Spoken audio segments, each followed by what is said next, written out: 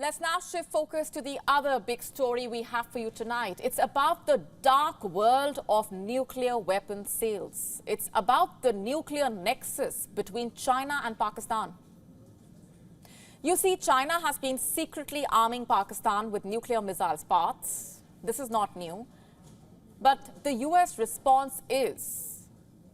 Last week, the US slapped sanctions on 4 international firms for aiding Pakistan's ballistic missile program. These are companies from China and Belarus. Washington's move aims to curb an unstable Pakistan's ballistic missile program, including its long-range missile program.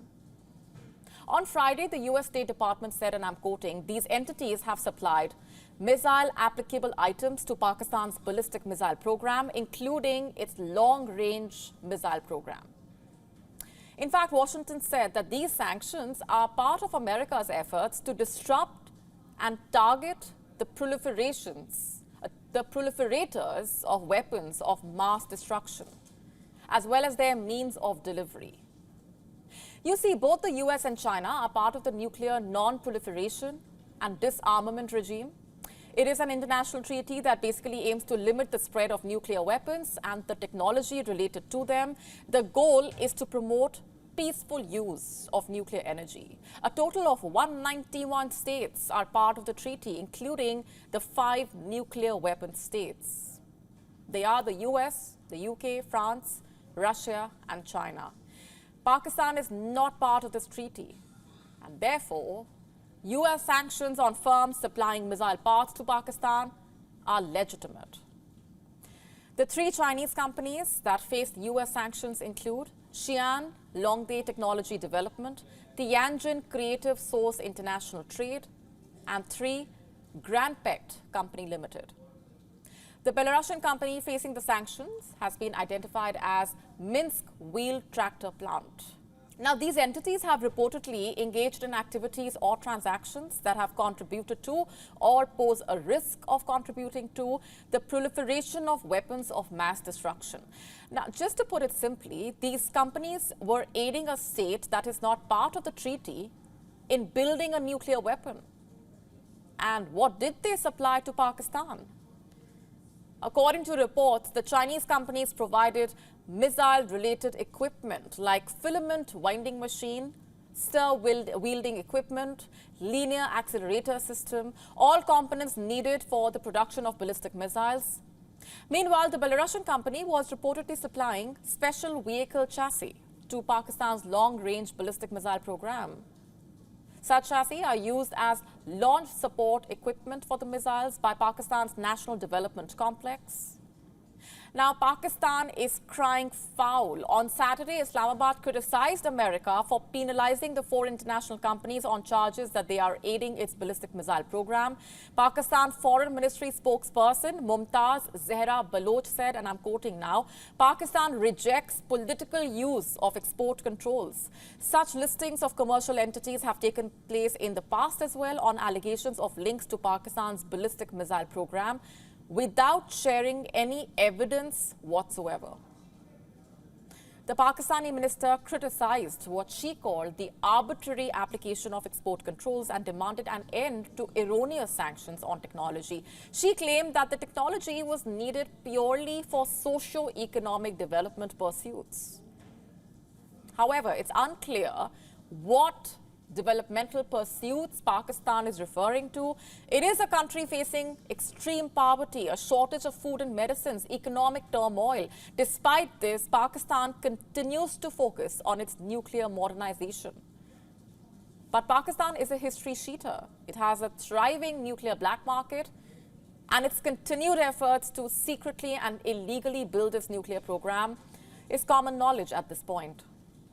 In fact, its nuclear weapons program was built from stolen nuclear technology. You must have heard about Abdul Qadir Khan, or the father of Pakistan's atomic weapons program. Khan has been accused of stealing centrifuge uranium enrichment technology from a Netherlands facility where he had worked. He would later use this stolen technology to develop Pakistan's first nuclear weapon. In the year 1974, after India conducted its first peaceful nuclear test, Khan offered to launch Pakistan's nuclear weapons program. He reached out to then Prime Minister Zulfikar Ali Bhutto, offering technology for Pakistan's own nuclear weapons program. Still smarting from the 1971 loss of East Pakistan, now Bangladesh, as well as the capture of 90,000 Pakistani soldiers by India, the then Pakistan Prime Minister embraced Khan's offer. He had famously said, "We will eat grass, even go hungry, but we will have our own nuclear bomb." In the year 1976, Khan began work with the Pakistan Atomic Energy Commission and founded the engineering research laboratories to build and operate a centrifuge plant using components that he had purchased from Europe and elsewhere. And Khan would later use his contacts to forge a vast black market network that sold or traded nuclear technology, centrifuges and other items to countries like North Korea, Iran, Libya, and possibly others. There is little doubt that Khan carried out these transactions without the knowledge of Pakistan's leaders and military. By 1978, Pakistan had produced enriched uranium, and 4 years later, it had weapon-grade uranium. By the mid-1980s, thousands of centrifuges were turning out enough uranium for making several atomic bombs per year. By 1988, Pakistan had the capability to assemble a nuclear device. It is reported that Khan likely had acquired the warhead design from China, apparently obtaining blueprints of an implosion device that was detonated in a 1966 test, which used uranium rather than plutonium. In response to Indian nuclear tests in 1998, Pakistan claimed it had successfully detonated 5 nuclear devices. A 6th device was tested 2 days later at a site 100 kilometers to the southwest. Now, there was no doubt Pakistan had joined the nuclear club, and that with various ballistic and cruise missile programs underway, it was in an arms race with India.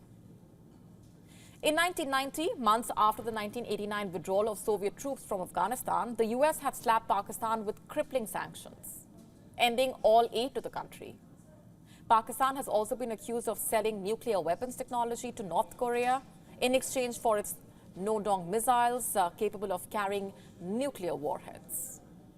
A 2003 US Congressional Research Report, in fact, said that while it was difficult to pinpoint the starting of Pakistan's nuclear cooperation with North Korea, it likely began in mid-1990s. That nuclear black market exists still today, thriving outside the non-proliferation regime.